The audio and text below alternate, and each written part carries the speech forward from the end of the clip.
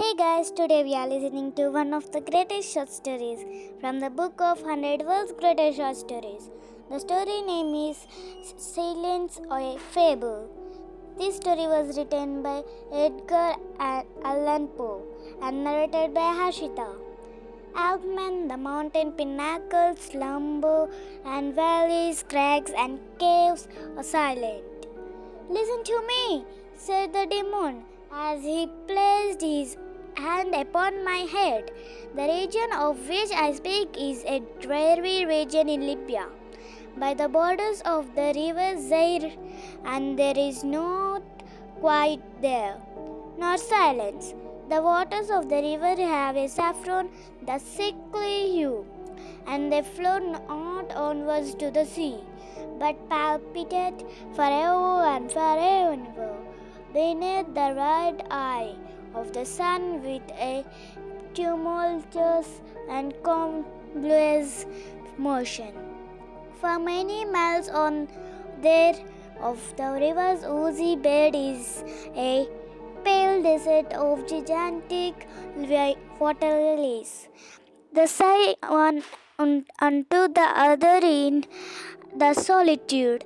They stretch towards the heaven their long and ghastly necks and note the and to fro the everlasting heights, and there is an indistinct murmur which cometh out from among them like the rushing of subterranean water, and they sigh one unto the other.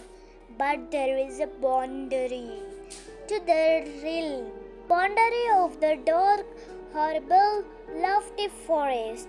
There, like the waves about the Hebrides, the low underwood is agitated continually, but there is no wind throughout the heaven, and the tall primeval trees are rocked eternally hither and thither with a crashing and mighty sound, and from their high summits one by one drop everlasting dews, and at the roots strange poisonous flowers lie within the pit-wrapped slumber, and overhead with a rustling and loud noise the grey clouds rushing west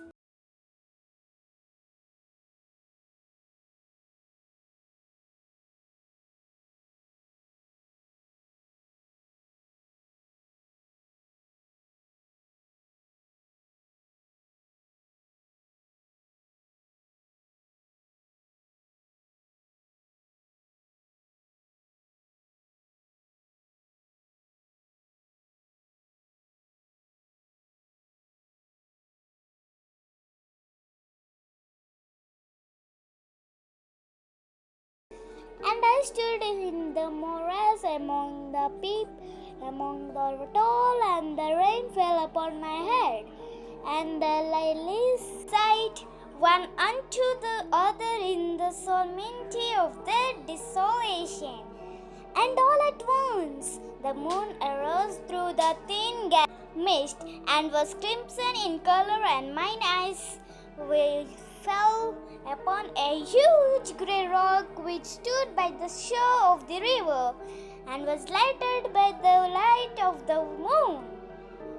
And the rock was grey and ghastly and tall, and the rocks was grey. Upon its front were characters engraven in the stone, and I walked through the morass of water lilies until I came close unto the shore, that I might read the characters upon the stone, but I could decipher them. And I was going back into the morass when the moon shone with a fuller red, and I turned and looked again upon the rock and upon the characters, and the characters was desolation. And I looked upwards, and there stood a man upon the summit of the rock, and I hid myself among the water lilies. that I might discover the actions of the man. And the man was told his feet is in the toga of rolled room, and outlines his finger were indistinct, but his features were the features of a deity.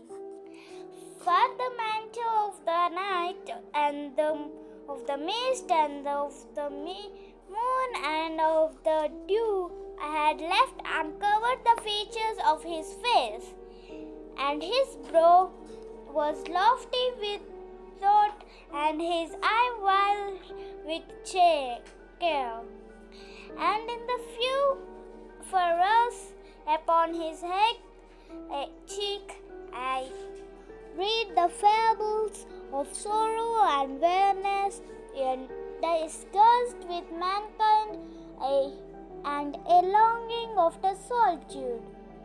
And the man sat upon the rock and leaned his head upon his hand, and looked out upon the desolation. He looked down into the low and quiet shrubbery, and up into the tall primeval trees, and up higher at the rustling heaven into the crimson moon. And I lay close within shelter of the lilies, and observed the action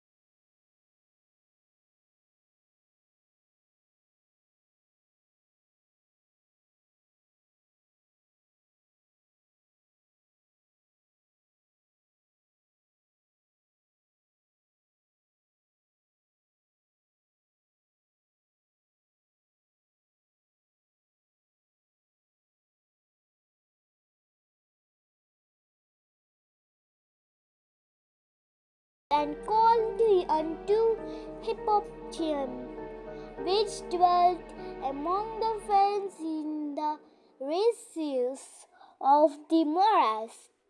And the hippopotame heard my call, and came with fearfully beneath the moon, and I lay close with my covert, observed by the actions of the man. And the man trembled in the solitude, but the night waned, and he sat upon the rock. Then I accused the elements with the accuse of tumult, and he frightful tempest gathered, and in the heaven where before they had been ruined, and the rock and the heaven become red with the violence of the tempest, and the rain beat upon the head of the man, and the floods of the river came down, and the river was turned into foam, and the water lily shrieked within her beds, and the rose crumbled before the wind, and the thunder rolled, and the lightning fell, and the rock rocked it to its foundation. And I lay close within my covert, and observed the actions of the man. And the man trembled in the solitude, but the night waned, and he sat upon the rock. Then I grew angry, curious, with curious of the river, the lilies, and the wind, and the forest, and the heaven, and the thunder, and the size of water lilies, and they became accused and very still, and the moon ceased to totter up its pathway to heaven, and the thunder died away, and the lightning did not flash, and the clouds hung motionless, and the waters sunk to their level and remained, and the trees ceased to rock, and the water lilies sighed no more, and the murmur was heard no longer from among them, nor any shadow of sound throughout the vast illimitable desert. And I looked upon the characters of the rock, and they were changed, and the characters were silenced, and mine eyes fell upon the countenance of the man, and his countenance was wan with terror, and hurriedly he raised his head from his hand, and stood forth upon the rock and listened, but there was no voice throughout the vast illimitable desert, and the characters upon the rock silence. And the man shuddered and turned his face away, and fled afar off in haste, so that I beheld him no more. Now there were fine tales in the volumes of the Maggie, in the iron-bound, melancholy volumes of the Maggie.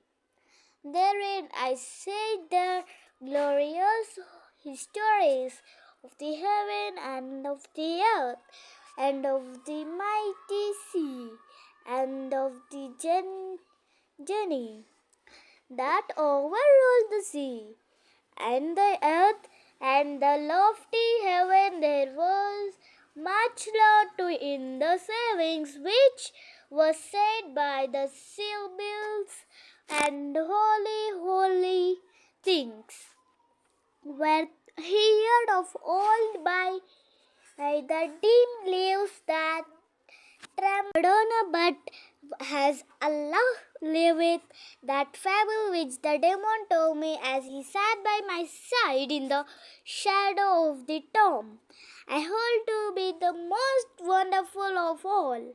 And as the demon made an end of his story, he fell back within the cavity of the tomb and laughed. And I could not laugh with the demon, and he cursed me because I could not laugh, and the lynx which dwelled forever in the tomb came out therefrom, and lay down at the feet of the demon, and looked at him sternly in the face.